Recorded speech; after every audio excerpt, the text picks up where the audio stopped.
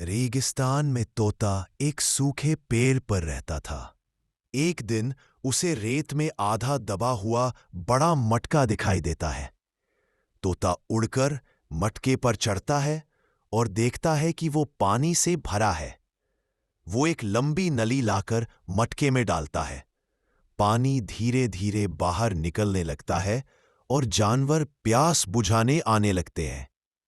फिर तोता एक बड़ा पाइप लगाता है जिससे पूरा रेगिस्तान हरियाली में बदल जाता है।